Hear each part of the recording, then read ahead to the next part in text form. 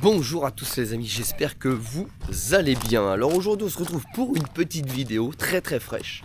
Mais il fait beau, il fait très froid, mais il fait très beau. Et aujourd'hui on va faire une réparation très peu coûteuse, mais qui va me faire gagner énormément d'argent sur le gros camion de pompiers. Donc on a bien avancé sur ce camion, on s'est bien occupé de la partie cellule, la partie arrière, la partie aménagement. Mais malheureusement du coup il n'a que très peu roulé. Au moment où je vous parle, je n'ai pas encore le permis pour le conduire, donc du coup il ne roule pas sur la route. Et qu'accessoirement pour le moment il manque énormément d'éléments de sécurité, notamment les barres anti-encastrement. Donc il ne peut pas rouler sur la route. Et que je me suis tellement concentré sur l'aménagement, la construction de la cellule, que j'ai même pas pris le temps de me faire mumuse avec dans le jardin. Et qu'est-ce qui s'est passé? Et ben j'ai le démarreur qui commence à gripper, la roue dentée du démarreur qui a dû se gripper parce qu'il n'a jamais fait ça avant. Quand on l'a ramené il a toujours démarré du premier coup, très bien même. Et là quand on le démarre ça fait en fait il vient pas prendre les dents du volant moteur. Alors ça c'est mon hypothèse, c'est que le fait qu'il ne roule pas, qu'il soit stocké dehors, l'humidité ambiante, surtout qu'on est en plein hiver, bah tu tout simplement gripper un petit peu la roue dentée du démarreur qui, je le rappelle, est de 97. Alors au début je me suis dit ok bon bah les batteries se sont un petit peu déchargées et donc on n'a plus la même puissance qui amène au démarreur et on a du mal à lancer la roue dentée. Donc qu'est-ce que j'ai fait? J'ai mis en charge les batteries. J'ai retenté et en fait il ne se passe absolument rien. On va dire que 2 fois sur 3 le démarreur craque et n'arrive pas à lancer le moteur. Donc qu'est-ce qui va se passer? Le problème c'est que cette roue là en fait quand elle vient à craquer ça veut dire qu'elle ne rentre pas dans les dents du volant moteur et donc elle vient s'user dessus. Et on va venir user et le démarreur et le volant moteur. Bon là après du coup c'est plus du tout la même musique parce qu'il va falloir déposer la boîte de vitesse et racheter un volant moteur. Donc là on est tout de suite dans des coûts qui sont très élevés avec on parle d'un poids lourd, donc de la manutention loin d'être pratique avec un bonhomme quoi, tu vois. Donc là l'idée c'est vraiment d'aller démonter ce démarreur là pour essayer de voir ce qui déconne, parce que je le rappelle, je l'ai acheté, il démarrait très bien, vous pouvez le voir dans la vidéo avec Justin, il démarrait très bien, je l'ai démarré plusieurs fois pour aller faire le con dans le jardin, il démarrait du premier coup. Ensuite on a commencé l'aménagement et il est resté 2 mois sans démarrer, et depuis ces 2 mois là, et à chaque fois que je tente de le démarrer, il vient à gratter voilà, il a du mal à se mettre malgré une charge de la batterie etc. Donc c'est bien un problème lié au démarreur. Donc l'objectif aujourd'hui c'est de déjà le déplacer, parce qu'il va falloir que je le déplace pour pouvoir intervenir. Donc vous montrer malheureusement le problème qu'il va y avoir. Ensuite une fois qu'on le démarre, on le met devant le garage, on lève la cabine, on dépose le démarreur et on croise les doigts qu'il n'y ait pas de dégâts. Normalement la roue dentée du démarreur est censée être un petit peu lubrifiée pour que justement avec les impuretés, l'humidité etc. elle ne vienne pas gripper. Bon là on est en 97 quand ce camion là est sorti de la concession, nous sommes aujourd'hui en 2024 et presque en 2025 puisqu'on est à la semaine entre Noël et jour de l'an, et donc forcément après tout ce temps là la graisse elle a certainement disparu, et avec la non utilisation et l'humidité ambiante, et je pense que cette roue là a dû commencer un petit peu à se gripper ou la saleté à coller dessus et il n'arrive pas à se lancer comme il devrait se lancer et à prendre les dents du volant moteur. Donc les amis c'est parti, je vous montre tout de suite un petit peu quel est le problème.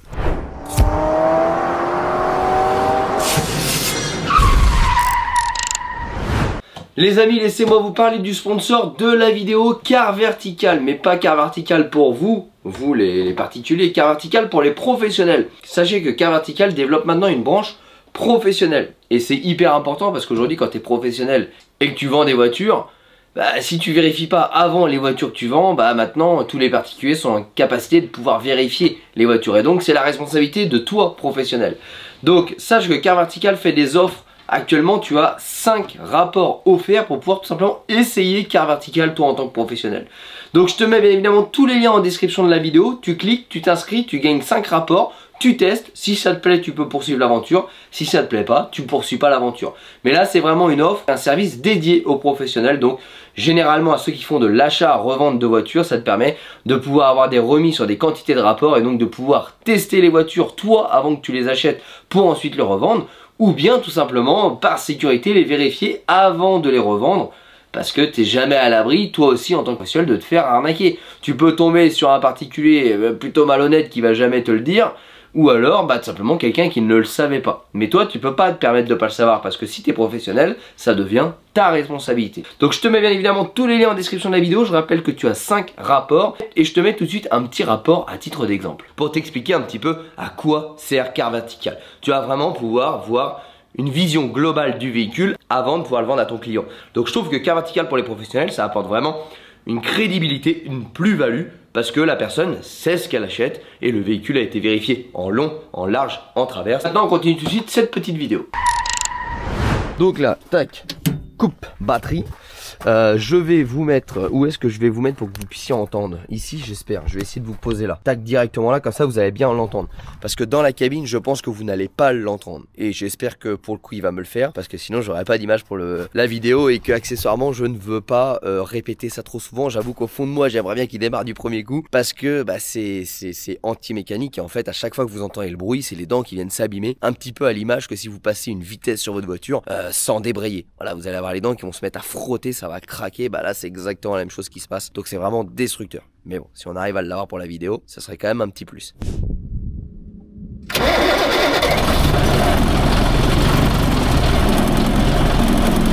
Bon et bien forcément, comme à chaque fois que j'essaie de vous montrer quelque chose, ça ne se passe pas comme ça. Bon, j'ai pas envie de retenter sincèrement, je vais vous demander de me croire sur parole.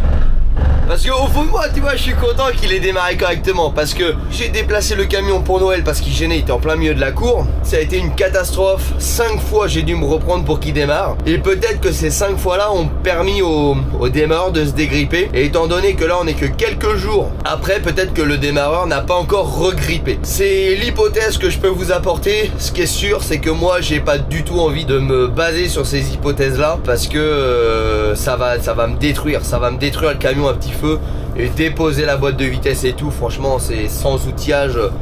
Enfin oui, avec la pelle je pourrais, mais c'est un chantier dont je me passerai vraiment bien. D'ailleurs je peux voir également qu'on a une fuite d'air, hein. La pression est retournée à 0. On a 0 bar alors que j'ai démarré le camion il y a 3 jours et que je l'ai laissé monter à 8 bars. Donc on est passé de 8 bars à 0 bar en 3 jours sans que le camion soit utilisé. Donc on a forcément une fuite d'air, donc ça il faudra qu'on s'occupe de ça aussi par la suite. Là disons qu'on va terminer la partie aménagement avant de s'attaquer à la partie mécanique. Mais que là on est quand même contraint de faire un petit peu de mécanique parce que j'ai besoin de déplacer ce camion là, ne serait-ce qu'au sein de ma cour. Et à chaque démarrage je vais abîmer le volant moteur, donc c'est vraiment ce que je ne souhaite pas faire. Dans cette vidéo là on va en profiter également pour augmenter le ralenti du camion. Le ralenti doit être à 600 tours. Et moi là j'ai le pied sur l'accélérateur. Si je lâche, regarde, on descend à 500. Le camion vibre de partout. Écoute.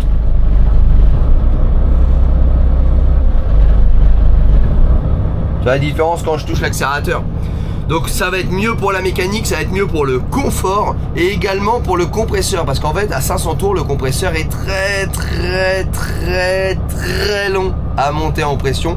Alors qu'à 600 tours il monte progressivement. Tu vois la pression, j'en ai besoin pour déverrouiller le frein de parking et donc accessoirement bouger le camion. Tu vois là je suis à 600 tours et ça monte tout doucement. Tu le vois progressivement. Si je baisse, donc je lâche la pédale, tac, on redescend à 500 tours. Et là je peux vous dire que vous pouvez laisser tourner le camion facilement un quart d'heure qu'il n'aura toujours pas gonflé. Qu'à 600 tours en 5-6 minutes c'est gonflé.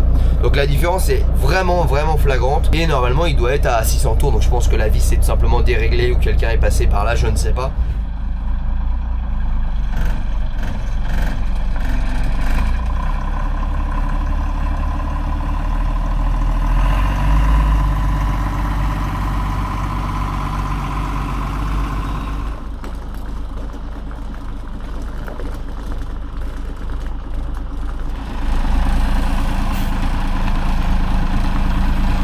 Bon allez, c'est parti, première étape, on lève la cabine. Alors, il y a un sens. Et là, ça devrait pouvoir monter. Bon ça j'avoue que le côté hydraulique c'est quand même sacrément pratique. Ça y est, je pense qu'elle n'était pas descendue à fond et ça bloquait. Ça me fait toujours stresser moi.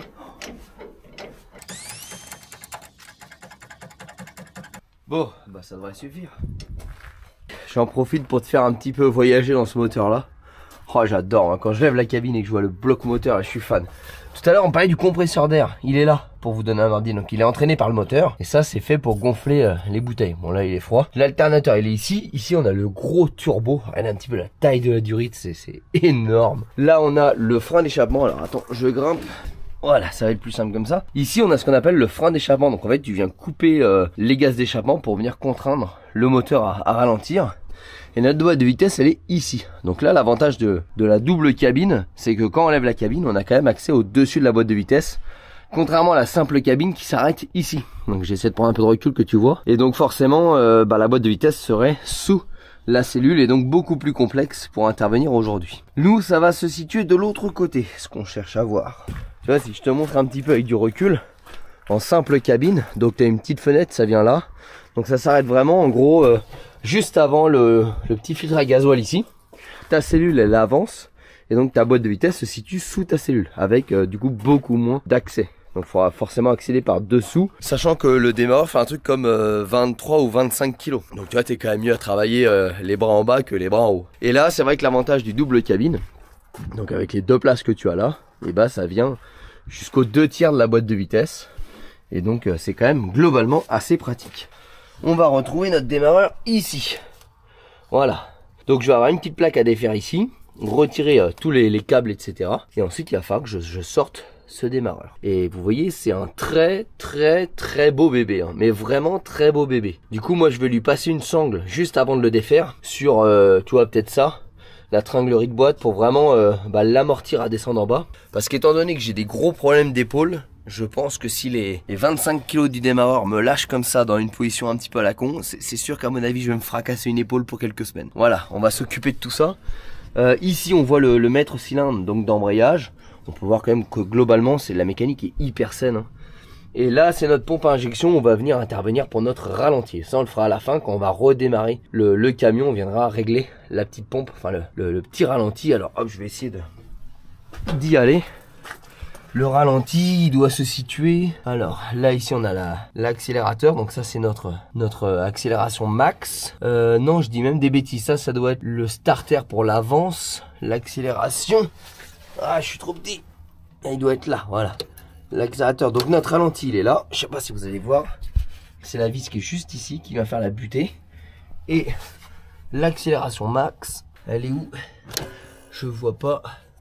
Pour moi, elle est plus là. Ça devait être une vis qui devait être là et qui a dû tomber.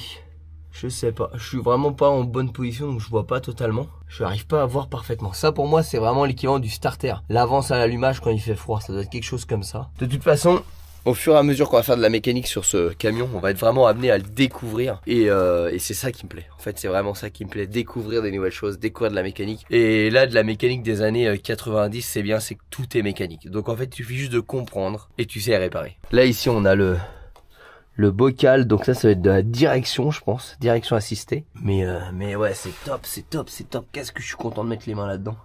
Eh bien écoutez les amis, moi je vais vous mettre sur ma tête parce que je ne sais pas où vous accrocher ici. Et puis on va commencer à venir déposer tout ce qu'on peut pour accéder au démarreur. Bon, étant donné que je suis pas totalement maso, j'ai quand même mis une cale de bois là-bas qui est bien fixée, ce qui permet que si jamais la cabine lâche, elle se refermera pas sur le coin de ma gueule. Voilà. Autant je prends des risques, mais là, vu le poids, je vais pas essayer de prendre de risques. Alors, hop là. On va essayer de... Là, il y a une petite patte ici. Déjà commencer par déposer ça. Puis se retirer la petite trappe rouge. Voilà, hop.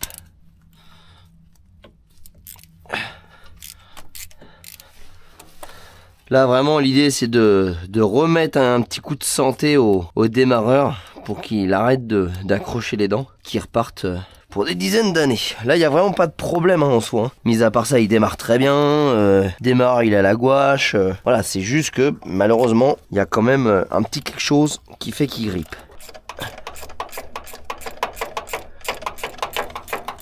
Bon, j'avoue que l'avantage du poids lourd par rapport à la voiture, c'est que même si on est obligé de grimper, bah regarde un petit peu la place qu'il y a. Tu passes les mains, tu passes les outils. Franchement, j'ai avec le problème, l'inconvénient c'est que les pièces sont lourdes. Mais l'avantage quand même, c'est que t'as la place quoi, tu vois. On va mettre ça là, tac. Ok, maintenant on a accès au démarreur. Donc là on a la tresse de masse. On a les vis qui sont là. Là on a toute la partie solénoïde qu'il va falloir qu'on retire. Ça c'est quoi? Ok, ça c'est un solénoïde déporté. On va tout démonter parce qu'on n'aura pas le choix. Je vais chercher une petite brosse, nettoyer un peu tout ça pour avoir les bonnes tailles. On va débrancher tout le faisceau électrique et puis après on va s'attaquer au démarrage. Bon alors, on va déjà commencer par couper les colis de maintien. Hop, voilà. Remettre tout ça, un petit coup de brosse pour avoir accès aux vis. Tac. Parce que là, ok, en fait, j'ai le moteur, la boîte de vitesse, et entre les deux, j'ai une espèce d'adaptateur. Et en fait, c'est pas du tout comme une voiture. Une voiture, la boîte, elle est fixée directement au moteur. Là, t'as une sorte d'adaptateur. Je pense que c'est pour rendre le moteur compatible sur plusieurs boîtes de vitesse, tu vois. Tu as un peu des platines. Ça, on utilise ça beaucoup dans les swaps, quand tu swaps un moteur sur une voiture. Donc, ok, donc là, en fait, il faut que je retire plutôt de ce côté-là. Putain, à la fin, vous avez les jambes musclées. Hein. Monter, descendre pour aller chercher les outils. Putain. Hop là. Allez, on va défaire ce solénoïde qui va nous permettre de pouvoir accéder derrière. Comment je kiffe cette mécanique là. C'est un peu comme mes tracteurs ou ma pelle. C'est gros, t'as de la place et puis c'est facile. C'est vrai, hein, ça peut paraître oh là là, c'est un camion machin, mais en fait c'est ultra facile. Il y a de la place, c'est simple, les pièces sont grosses, il y a de l'accès et surtout il n'y a pas d'électronique, ce qui rend vraiment complexe la mécanique automobile. De nos jours, j'insiste, c'est le diagnostic. Il faut savoir se servir d'outils technologiques et surtout comprendre parfaitement le fonctionnement de l'électronique. Sinon, tu n'arriveras jamais à diagnostiquer ta voiture. Ok, maintenant, j'ai de la place. Je vais pouvoir accéder à ma vis qui est ici. Je sais pas si vous voyez bien sur ma tête, hein, mais là, pour le coup, je peux vous poser nulle part. Donc, je m'excuse si la vue n'est pas terrible. Alors, en fait, la complexité que j'ai, c'est que les câbles sont tellement gros qui sont tellement rigides que c'est un peu galère. Voilà, ça y est, ça vient. Mais je pense aussi que les mécanos... alors peut-être que là c'est propre aux pompiers, hein, je sais pas. Là vraiment je découvre, mais tu vois le camion il est 97, regarde, il n'y a pas de fuite, il n'y a rien. Les boulons ils sont graissés, vraiment prévus pour être démontés. Tu vois, c'est... Je trouve que c'est ça, tu le vois pas sur une voiture, une vieille voiture, bah généralement, malheureusement, c'est pas forcément en très bon état, ça a vécu, quoi, comme on dit. Et là, c'est propre, voilà, tu vois, c'est vraiment propre. Donc là, bien évidemment, j'ai coupé le coupe-circuit avant, hein, pour éviter tout risque d'étincelle. Normalement, tout est démonté. Bon, écoutez, hein, franchement, pour l'instant, mis à part le fait de jouer le contorsionniste, c'est plutôt un régal, hein.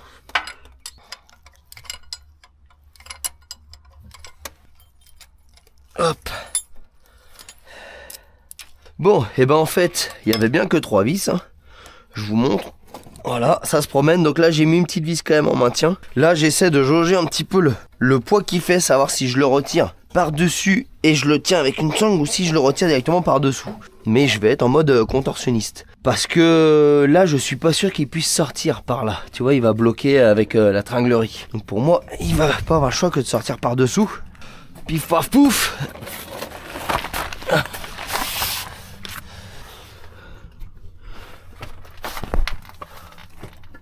Ah, il fait son poids le petit bébé quand même. Le problème c'est que j'ai pas la place de mettre mes deux mains. C'est ça le problème. Ah, si je me redresse comme ça.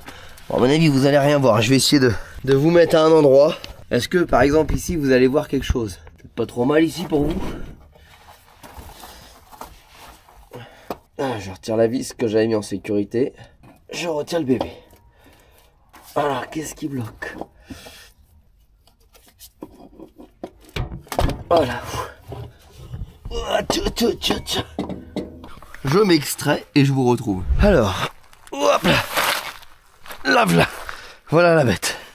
Alors, en gros, vous voyez, ces dents là, elles sont biseautées pour venir chercher la couronne.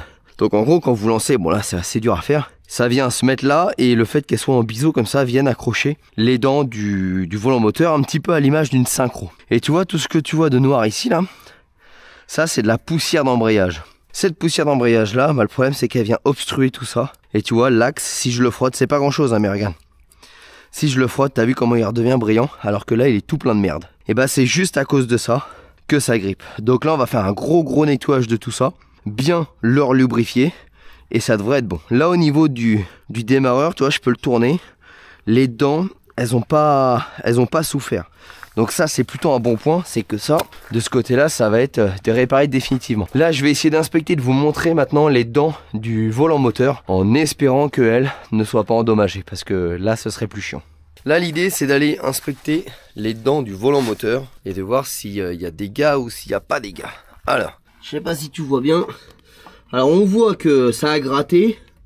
Par contre on voit aussi que c'est beaucoup plus solide que sur une voiture. Et les dents elles ont pas du tout morflé, hein. Ça c'est vraiment le bon côté. Ça a frotté, on le voit bien, je peux pas vous montrer, j'ai la caméra et la lumière dans l'autre main. Mais vous voyez les endroits où ça brille, c'est là où ça a frotté. Par contre c'est clairement pas abîmé. Alors ça c'est la bonne nouvelle, hein. C'est parce qu'on prend la chose à temps. Alors l'avantage comme je vous l'ai dit c'est que c'est un camion et pas une voiture. Donc c'est beaucoup plus solide et plus résistant.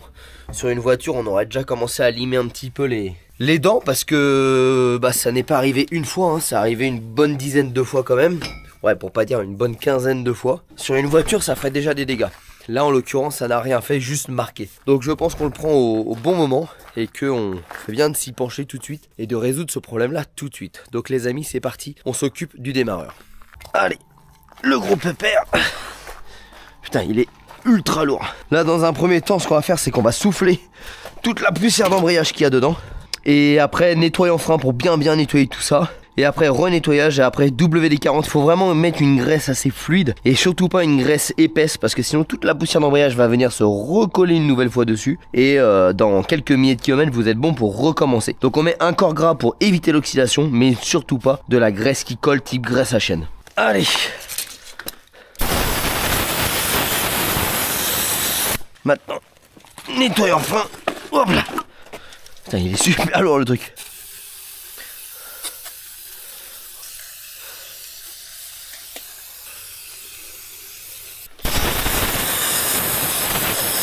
Bon, maintenant qu'il est nettoyé, hop, on le met sur la table d'opération. Pof, voilà. Donc si vous vous souvenez, tout à l'heure quand on l'a démonté, je n'arrivais pas avec mes doigts à le tirer. Là on l'a juste nettoyé en frein. Et regardez. Voilà, vous voyez la différence ? C'est que là maintenant déjà, juste avec ma propre force, j'arrive à le coulisser sur son axe. Donc vous voyez des fois il faut pas grand chose vraiment pour que ça vienne gripper. Et tu vois sur cet axe, il y a encore un petit peu d'oxydation. Donc là, c'est très simple, tu mets du WD-40 partout. Voilà, tu badigeonnes bien et t'actionnes. Alors le mieux c'est de le mettre sur une batterie 12 volts, mais j'en ai pas. J'ai que celle du camion et j'ai pas de pince. Mais là ça va très bien le faire à la main, tu vois. Tac, tu t'aides. T'as un gros tournevis plat. Voilà. Et tu coulisses comme ça pour vraiment foutre du produit lubrifiant partout. Et tu vas voir la petite oxydation qui s'est formée dessus va se barrer. Et ça va vraiment faire toute la différence. Voilà. Parce que tu as également, tu vois, toute la pièce qui est là. Alors tu vois mal. Mais la pièce qui est là, elle coulisse également dans le carter du démarreur. Et si tu as de la merde, et ça la gêne aussi. T'as vraiment plusieurs petites choses qui vont venir bloquer. Et tu vois là, juste le fait d'avoir mis du WD-40 et d'avoir actionné, regarde, toute l'oxydation a disparu. Il n'y a plus rien. Mais c'est vraiment pas grand chose, mais ça fait vite le bordel. Et si tu n'utilises pas souvent le démarreur, donc pour le démarrage, comme moi en l'occurrence en ce moment, puisque le camion est en projet, donc il ne démarre pas, on va dire au moins une fois par semaine, et avec l'humidité ambiante, l'oxydation va venir se poser et ça va faire que ton démarreur va pas se lancer correctement et que les dents vont crocher. Voilà, donc là après tu retires tout simplement l'excédent et tu le remontes comme ça, tu redégraisses pas, tu laisses le petit corps gras sur les pièces, mais bien évidemment il faut retirer le surplus pour que ça n'aille pas sur l'embrayage. Voilà, donc tu le laisses tranquillement comme ça, c'est goûté et on va pouvoir le remonter. Alors avant de le remonter, ce qu'on va faire c'est qu'on va aller passer un petit coup de soufflette niveau volant moteur. Donc là maintenant qu'on a ouvert au niveau du volant moteur, on va passer un petit coup de soufflette pour retirer aussi un peu de poussière d'embrayage. Ça ne fera pas de mal.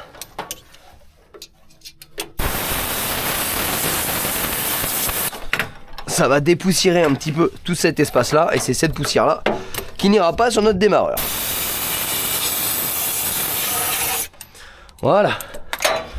Et maintenant, on peut s'amuser à repositionner notre démarreur. Alors certains vont se poser la question du pourquoi et du comment je ne l'ai pas nettoyé vu qu'il était démonté. Pour la simple et bonne raison que de toute façon, je vais refaire absolument un nettoyage de toute la baie moteur. Je sais pas par où l'attraper. J'arriverai pas avec les épaules, merde. Un gros souci d'épaule qui m'empêche d'avoir de la force à hauteur. Ouais, ça va le faire. Voilà. Mon petit écrou. Hop. C'est bon. C'est posé. Ah, c'est compliqué hein, quand vous avez un problème de force. Allez, on va mettre les autres. Ça, tout va être en sécurité. Il n'y a plus qu'à resserrer tout ça.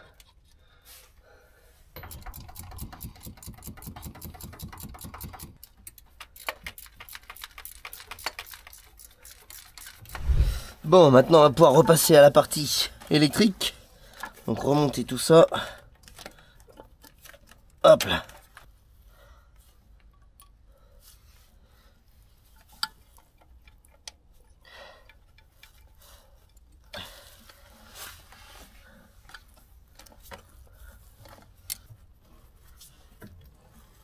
Voilà. On peut refixer le petit solénoïde.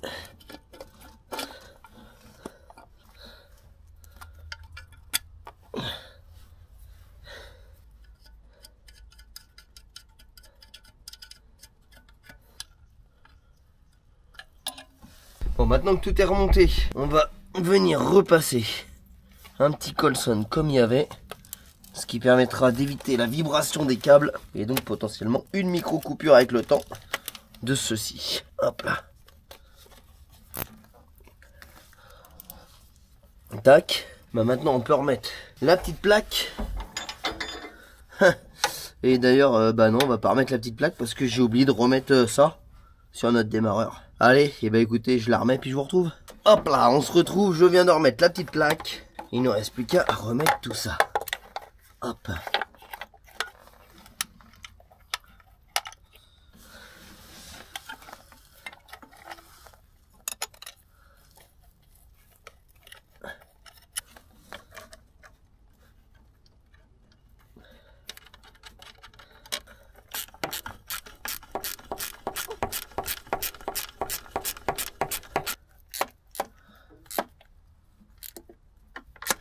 Voilà, et ben maintenant on s'occupe du ralenti de la pompe.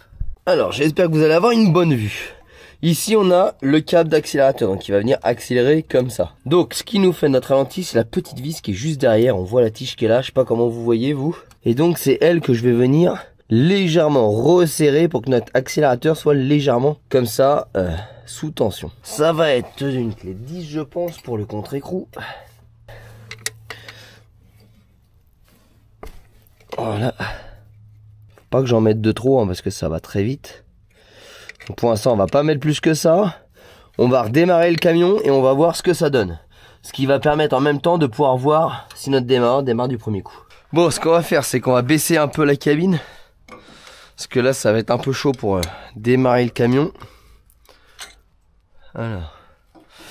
Normalement je peux gérer la vitesse avec ça. Ouais. Par contre, il faut que je retire ma cale, sinon on va avoir une bricole. On va faire des dégâts.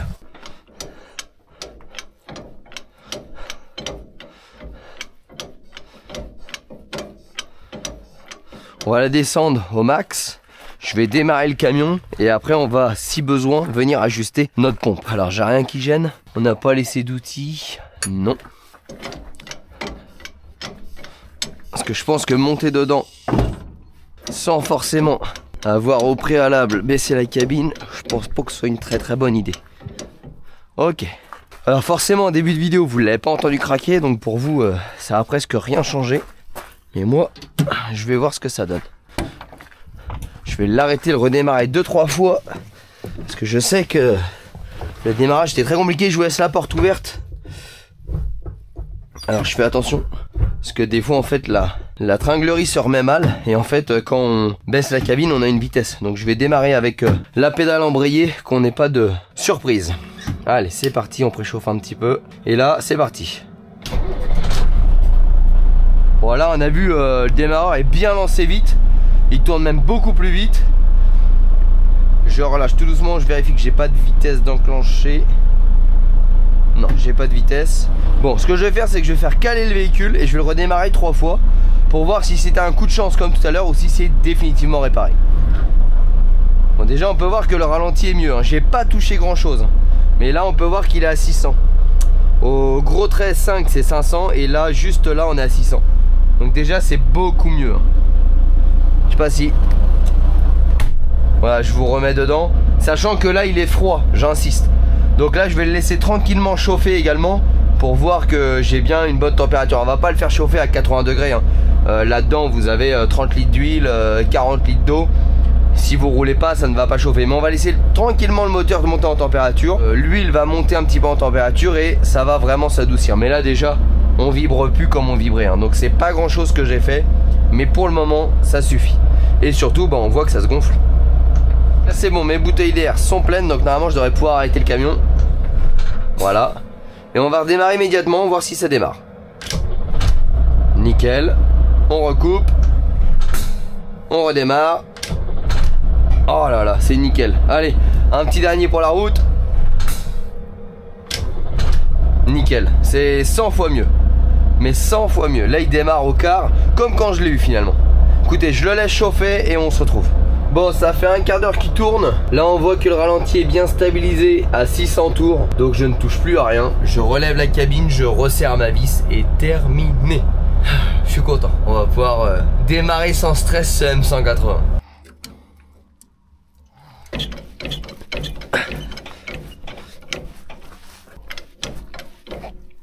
Ok.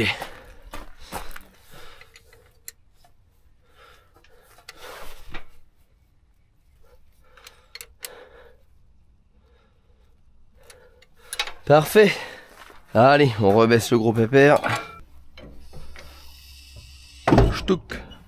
Bon et bien les amis, ça y est, ça se termine pour cette petite mécanique sur ce beau petit bébé. Alors vous voyez hein, c'était pas grand chose. Et d'ailleurs je m'excuse parce que j'ai pas pu vous montrer en début de vidéo. Malheureusement on a eu, si on peut appeler ça, de la chance. Il a démarré du premier coup et j'avais vraiment pas envie d'insister parce que j'avais aussi un petit peu peur de voir ce que j'allais découvrir. J'avais pas forcément envie de voir des dents abîmées etc. Donc je me suis dit moins on tente le coup et moins on a de chance d'avoir des surprises. Et en l'occurrence finalement j'ai bien fait puisqu'on n'a pas eu de surprise. Les dents sont vraiment en très bon état. Donc ça c'était la bonne nouvelle de la journée. Et surtout vous avez pu voir que un rien peut affecter le bon fonctionnement du démarreur. C'est-à-dire qu'un tout petit peu de poussière, un tout petit peu d'oxydation et votre démarreur ne va pas se lancer à chaque fois correctement. Et c'est dès ce moment-là où il faut prendre le problème comme on l'a fait dans cette vidéo-là. Parce que plus vous allez attendre et plus vous allez venir abîmer vos dents. Et en fait vos dents elles sont taillées d'un sens, celles du volant moteur sont taillées de l'autre sens pour que ça puisse venir s'emboîter sans accroc, un petit peu à l'image des synchros de boîte dans une boîte de vitesse. Et à force de venir riper comme ça, vous allez abîmer, entailler l'entame des dents. Et en fait, votre démarreur n'arrivera tout simplement plus à prendre les dents. Et ce sera de pire en pire. Donc vraiment, dès les premiers symptômes, démontez votre démarreur, soufflez votre démarreur, dégraissez. Et venez mettre du WD-40 et actionnez-le jusqu'à ce qu'il n'y ait plus d'oxydation de surface. Après, vous retirez l'excédent, vous laissez un corps gras dessus et vous le remontez. J'insiste, jamais de graisse qui colle. Si vous mettez de la graisse type graisse à cardan, graisse à chaîne, etc., toute la merde de l'embrayage va venir se recoller dessus et d'ici quelques milliers de kilomètres, le problème va réapparaître. Donc vraiment un corps gras, mais pas de la graisse. Voilà, j'insiste. En tout cas, vous avez eu une petite démonstration. Ça fonctionne. Et bien évidemment, c'est exactement la même chose sur une voiture. Alors des fois, l'accès sur une voiture est quand même moins sympathique que sur un poids lourd. Là, c'est vrai qu'en termes de mécanique, c'était un régal. Il y avait vraiment de la place. Bon, en tout cas, les amis, j'espère que cette petite vidéo vous a plu. C'était ma première mécanique sur ce camion-là. Il y en a plein d'autres qui vont arriver. Mais pour l'instant, je me consacre vraiment au plus long de ce projet-là. La partie arrière, la partie survie. Pourquoi? Parce que c'est elle qu'il va falloir homologuer et c'est elle qui est le plus long. Et après, on va s'amuser, on va faire du châssis, on va faire de la mécanique, on va faire de la soudure, on va faire plein de choses. Donc les amis, restez connectés. Bien évidemment, n'hésitez pas à nous rejoindre sur les réseaux sociaux. Facebook, Instagram, TikTok, tous les liens sont en description de la vidéo pour rien manquer. Et bien évidemment, abonne-toi, mets la petite cloche et on se retrouve très prochainement pour la customisation de ce gros pépère. Allez, à très bientôt, ciao!